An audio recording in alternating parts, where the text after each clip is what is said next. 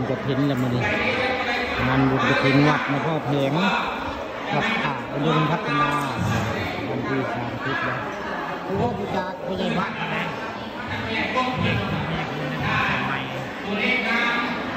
คนหนึ่งกันผมเป็นผู้ใหญ่ผู้ใหญ่บ้านนาพ่อพี่ผู้ใหญ่วัดนางคำได้เป็นพ่อผู้จ่าในงานบุญกฐินวัดพ่อเพลงครับบรรยากาศคนร้ายงานบุญกฐินวันนี้วัดพ่อเพลงบ้านนาตำบลนาตามอำเภอเจ้าเมืองถ้าผ่านทำมาชม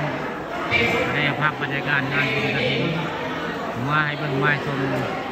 นี่คือเป็นภาพตอนเช้าในวันที่30นี้ถ้าผ่านทำมาชมก็ได้เอาภาพบรรยากาศในงานของงานบุญกฐินวัดป่าวัดหลวงพ่อเพลงเนี่ยมื้อนี้มีงานบุญประจำปีตอนเช้ามื้อนี้ก็เจ้าข้าวได้ข้าวในงานข้าวไปงานขาวดำนายล้วนในมื้อนี้ก็เจ้าที่ไปส่งสังฆานายล้วนดูว่านางตำบลนาตาลมีทั้งงานขาวดำทั้งงานบุญมื้อนี้ก็ข่าวมาให้ชมเนาะตอนบ่ายนี่จะเป็นงานขาวดำเลยช่วงเช้าที่เป็นงานบุญนะงานบุญในวัดหลวงพ่อเพลงเนี่ยมื้อนี้นี่คือภาพบรรยากาศบริเวณวัดป่าวัดหลวงพ่อเพลงเราเข้าได้ทำการชมภาพบรรยากาศงานบุญเจ้าไหว้บุญไหว้ชมก็คือภาพเจ้าเมื่อลายคุณได้ใช้มือของมือเลยเป็นยังกันยังนี่คือเป็นภาพกองบุญกองกฐินไว้กองกฐินพี่น้องนี่เป็นภาพกองกฐินนี่ไงพี่ตื้นได้เป็นซื่อเพิ่นเทศเรื่องเทศอยู่เป็นอาจารย์ตื่นเทศเก่งให้เก่งคือเรื่องเทศนี่คือเทศอาจารย์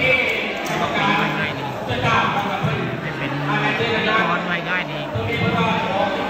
ซึ่งคุยกับผู้แล้วก็เรื่องธรรมะคนเก่งเนี่ยเทศอย่างเก่งอาจารย์ตื่นมาจากนี่คือภาพบรรยากาศ